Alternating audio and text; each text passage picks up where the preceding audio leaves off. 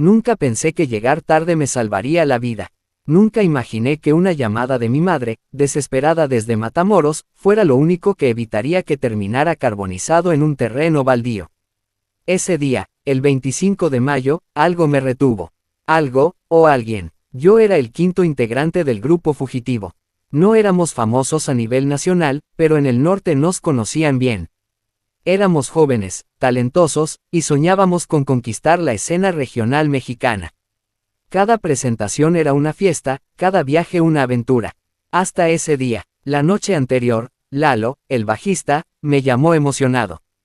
Nos cayó un evento privado en Reynosa, primo. Dicen que es gente pesada, pero pagan bien. Nos vemos en el punto a las 6. No llegues tarde. Pero ese día todo se salió de control. Mi mamá sufrió un ataque. Nada grave, gracias a Dios, pero suficiente para que me quedara con ella. Intenté explicarles a los muchachos, pero nadie contestaba. Asumí que estaban en carretera o que el ambiente ya estaba muy agitado. Nunca me preocupó, hasta el amanecer.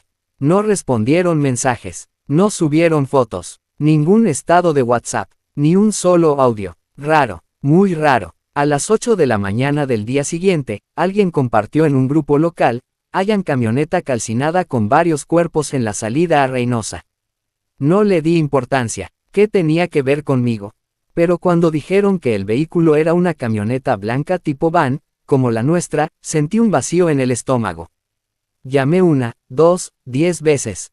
Nadie contestó, y luego, las noticias empezaron a correr más rápido que el aire. 4 cuerpos calcinados, irreconocibles, sin documentos, sin huellas, solo el esqueleto metálico del vehículo como testigo mudo de la tragedia. Yo quería pensar que no eran ellos. Me aferré a la idea de que se habían quedado sin batería. Que se habían ido de fiesta.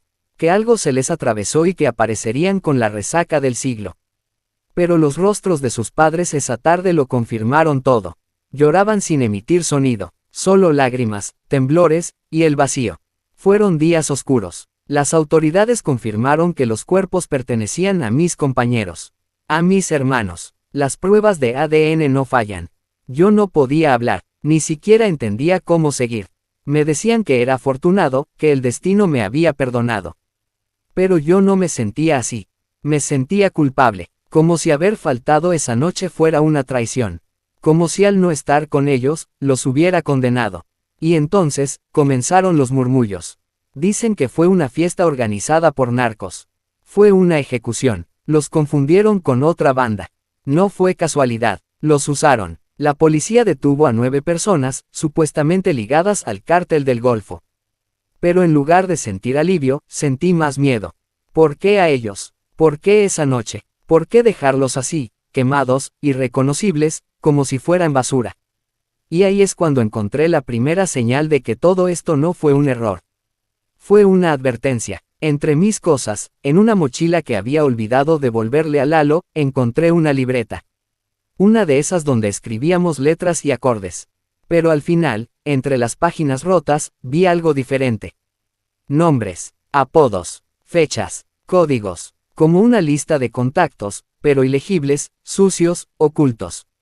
Uno de esos nombres lo escuché al día siguiente en las noticias. Alias El Gordo, presunto responsable de la ejecución de los 4 integrantes del grupo fugitivo, detenido. Mi sangre se heló. ¿Cómo lo conocía Lalo? ¿Por qué estaba ese nombre en su libreta? Y ahí lo entendí, algo sabían. O alguien los usó, y yo, sin saberlo, me quedé fuera del juego. Desde entonces, no puedo dormir. Me despierto con sudores fríos, con la imagen de mis hermanos tocando por última vez. Me persigue la duda, ¿y si yo hubiera estado ahí? ¿Y si mi presencia hubiera cambiado algo? ¿O simplemente habría sido otro cuerpo más entre las llamas? Las familias han guardado silencio. El miedo reina. Algunos medios se han atrevido a cubrir el caso, pero hay presión. No te metas con eso, me advirtió un reportero. No sabes con quién estás jugando. Pero yo tengo que saber. Necesito entender por qué. No puedo seguir vivo con esta carga, con esta pregunta ardiendo en mi cabeza. La última foto que tengo de nosotros fue tomada en un ensayo, 2 días antes del viaje. Todos sonrientes. Lalo con su bajo, Kevin ajustando la batería, Chuy afinando su guitarra, yo, en el centro, haciendo la típica cara de tonto. ¿Cómo fue que esa imagen se convirtió en un memorial? Cuando me confirmaron que los cuerpos calcinados pertenecían a mis hermanos del grupo fugitivo, pensé que nada podría ser peor. Pero estaba equivocado. Las investigaciones iniciales revelaron que la fiesta privada para la que se dirigían no era una reunión cualquiera. Los organizadores tenían vínculos con grupos del crimen organizado del norte de México. La fiesta se había anunciado como un evento exclusivo, reservado para personas con cierto poder y contactos. Mis amigos, sin saberlo, entraron en un terreno peligroso. Un informante, que pidió no ser nombrado, me contó que la organización detrás del evento buscaba algo más que música esa noche. Querían usar a mis amigos como una fachada, como un disfraz para una reunión de altos mandos criminales. Y cuando se dieron cuenta de que el grupo no iba a jugar ese juego, decidieron eliminarlos. La idea me parecía aterradora, casi imposible de aceptar. ¿Cómo 4 jóvenes músicos, sin nada que ver con el crimen, podían ser blanco de una ejecución tan brutal? Pero los hechos hablaban por sí solos. La fiscalía detuvo a 9 personas, todas presuntamente ligadas al cártel del Golfo. Los nombres de esos detenidos aparecieron en los medios, pero el caso empezó a ser silenciado lentamente. Informes oficiales hablaban de problemas entre bandas rivales, ajustes de cuentas, y que el grupo simplemente había estado en el lugar equivocado en el momento equivocado. Pero yo sabía que no era así. Empecé a buscar pruebas, a conectar puntos, a preguntar en lugares donde nadie quería hablar. Encontré testimonios de personas que habían visto a mis amigos llegar a Reynosa y que la fiesta tenía vigilancia extrema, gente armada, rostros ocultos. Que cuando la camioneta llegó, fue detenida por hombres que parecían más que simples guardias. Y luego, el silencio. Nadie volvió a ver a los chicos vivos. El miedo comenzó a crecer en mí. Recibí mensajes anónimos que me advertían dejar el caso. En las calles, escuché susurros. No te metas con ellos, lo que pasó no fue casualidad, no quieres acabar como ellos. La noche se volvió mi peor enemiga. Cada sombra parecía un enemigo, cada llamada desconocida un peligro. Pero, pese al terror, algo dentro de mí gritaba que no podía abandonar. No podía dejar que la historia se perdiera entre mentiras y silencio. Una noche, encontré en una conversación vieja de WhatsApp un mensaje que me heló la sangre. Era de Lalo, minutos antes de partir.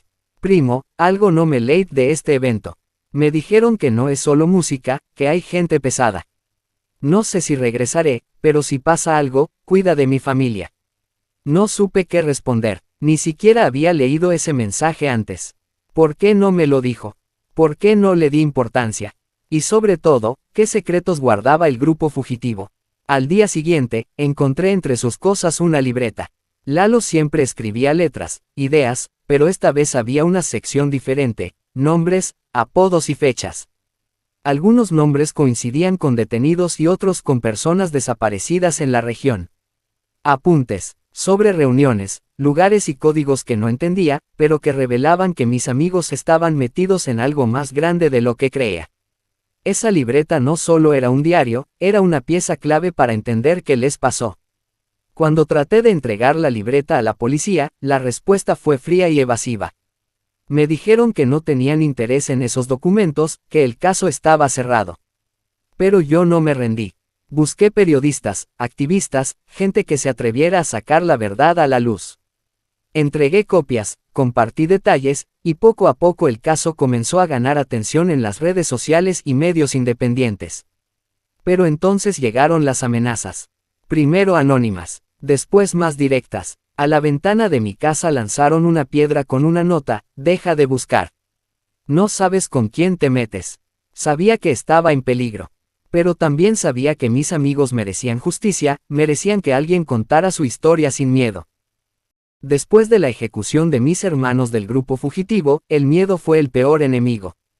Pero el silencio, ese sepulcral silencio que envolvió todo, fue la condena más cruel. Nadie hablaba, nadie sabía, o al menos, nadie quería hablar. Yo intentaba armar el rompecabezas, pero con cada pieza que encajaba, el panorama se hacía más oscuro. Había una palabra que se repetía entre quienes conocían detalles, aunque fuera a media voz: traición. El grupo fugitivo no murió solo por estar en el lugar equivocado en el momento equivocado. Fue traicionado. Me lo confirmó un antiguo amigo del grupo, quien pidió mantener su identidad oculta por miedo a represalias. Ellos no eran solo músicos, me dijo. Sabían cosas que no debían, y alguien del círculo cercano los vendió. Yo sentí que me caía el mundo encima. ¿Quién podía traicionar a mis hermanos? ¿Quién, de todos los que decían ser amigos, tenía motivos para acabar con ellos? ¿Quién los entregó al enemigo? Decidí investigar en el círculo íntimo del grupo. Su gente más cercana, los técnicos, los roadies, la gente que viajaba con ellos. Todos parecían tener miedo, pero con paciencia logré que algunos empezaran a hablar. Lo primero que salió a la luz fue una discusión fuerte, un par de semanas antes del viaje fatal. Lalo y otro integrante, Kevin, habían tenido un altercado grave con alguien cercano a la organización criminal que estaba detrás del evento privado. No se sabe si fue por dinero, celos o algo más oscuro, pero la tensión era palpable. Después, recibí una llamada anónima en la que alguien me advirtió, no busques más. Ellos no son los únicos culpables. Alguien dentro de ustedes los entregó. Alguien que parecía hermano. Fue la primera vez que escuché la palabra, informante, ligada al grupo fugitivo. Pero en un mundo donde la lealtad se mide con sangre, no podía aceptar esa idea. ¿Quién quería la muerte de 5 jóvenes sin piedad? ¿Quién los entregó para que fueran fusilados en ese terreno baldío? Mientras trataba de ordenar las piezas, encontré algo que me hizo dudar aún más. En la libreta de Lalo, que yo conservaba como un tesoro y a la vez una maldición, había una nota al margen que decía: confío en ti, pero no sé por cuánto tiempo. ¿A quién se refería? ¿A mí? ¿A alguien más del grupo? Esa frase me desgarró. ¿Acaso ellos sabían que había un traidor? Pero la traición no solo fue interna. Mientras más indagaba, más me daba cuenta de que había intereses externos que usaron al grupo fugitivo como peones en una guerra mucho más grande. Descubrí que el cártel que organizó aquella fatídica fiesta tenía un poder tan grande en la región que muchas autoridades locales estaban de su lado. Algunos policías y funcionarios habían sido sobornados para cerrar los ojos ante lo que sucedía. Esto explicaba por qué las investigaciones oficiales eran tan lentas y superficiales. ¿Por qué la libreta con posibles pistas desapareció misteriosamente de la comisaría donde la entregué? Una noche, recibí un mensaje de texto: si quieres vivir, detente. Pero yo ya no podía. No después de ver a mis amigos convertidos en cenizas. No después de entender que la justicia no vendría de las instituciones que deberían protegernos. Así que me sumergí en la oscuridad. Empecé a grabar conversaciones, a tomar fotos, a reunir pruebas. Conecté con periodistas valientes y activistas que querían sacar esta historia a la luz. No éramos muchos, pero éramos suficientes para hacer ruido. Y entonces, la historia explotó. La noticia se volvió viral. El grupo fugitivo dejó de ser solo un grupo local para convertirse en símbolo de la impunidad y la brutalidad que viven tantos jóvenes en el norte de México. Los medios comenzaron a hacer preguntas incómodas. Las familias exigían justicia, pero con cada avance, la presión crecía y las amenazas se intensificaban. La última llamada que recibí fue la más clara. Un hombre con voz fría y calculadora me dijo: deja de buscar o te pasarás como ellos. Y colgó. El peso del silencio se volvía insoportable. Día tras día, el misterio que envolvía la ejecución del grupo fugitivo se hacía más oscuro y peligroso. Lo que antes parecía un accidente había dejado de serlo para convertirse en una red de mentiras, traiciones y un secreto que podía destruirlo todo. Había llegado el momento de enfrentar la verdad, de saber quién había sido el verdadero traidor. Después de semanas de investigación, recibí un dato que me hizo temblar. Una fuente confiable me habló de una reunión secreta que se había llevado a cabo justo antes del viaje fatal del grupo. En esa reunión, según me contó, alguien del círculo íntimo había filtrado información clave sobre el destino y los movimientos del grupo fugitivo. Esa información llegó directo a los organizadores criminales que preparaban la emboscada. Mi mente volvió a ese día. Recordé a Kevin, uno de los integrantes que había tenido problemas con el grupo organizador. Su actitud cambió después de aquella discusión. Se volvió distante, evasivo, y empezó a desaparecer de los ensayos y viajes. Decidí seguir esa pista. Con la ayuda de un periodista infiltrado, obtuve grabaciones que revelaban conversaciones entre Kevin y un supuesto intermediario del cártel. En esos audios, Kevin negociaba detalles del viaje, nombres, rutas y horarios. La traición estaba confirmada. El grupo no había sido víctima del azar, sino de la perfidia de uno de los suyos. Pero, ¿por qué Kevin haría algo así? ¿Por dinero, por miedo, o por algo mucho más oscuro? Hablé con su familia. Ellos no podían creerlo, pero confirmaron que Kevin había cambiado radicalmente en los últimos meses, que había recibido amenazas y que su comportamiento era errático. Además, descubrí que Kevin tenía una deuda grande con personas peligrosas y que estaba siendo chantajeado. No era un hombre malo, sino alguien atrapado en una red de poder y miedo que lo llevó a entregar a sus propios hermanos. El dolor de esta traición era insoportable. Pero no podía detenerme. Mientras más profundizaba, más me di cuenta de que la traición era solo la punta del iceberg. La red de corrupción detrás de la masacre llegaba a niveles altísimos, involucrando no solo a criminales, sino a políticos y funcionarios. Una noche, recibí una llamada urgente. Era alguien del interior de la policía, dispuesto a hablar. Me dijo que las órdenes para encubrir la verdad venían desde arriba y que el caso estaba siendo manipulado para proteger intereses. Me advirtió que si continuaba con la investigación, pondría en riesgo mi vida. Pero el compromiso conmigo mismo y con mis amigos era más fuerte que el miedo. Sabía que exponer esta verdad podría costarme mucho, pero era la única forma de honrar la memoria del grupo fugitivo y de buscar justicia. Las grabaciones, testimonios y pruebas reunidas me permitieron armar un informe que entregué a medios independientes. Poco a poco, la presión social creció, forzando a las autoridades a reabrir el caso y a investigar a fondo a Kevin y a las figuras implicadas. Sin embargo, el enemigo no se quedaría de brazos cruzados. La noche siguiente, mi casa fue allanada. Destruyeron documentos, robaron mi computadora y dejaron una nota. Deja de buscar, o esto será lo último que hagas.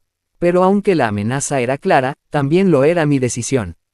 El cierre del capítulo no podía ser otro que un llamado a no olvidar.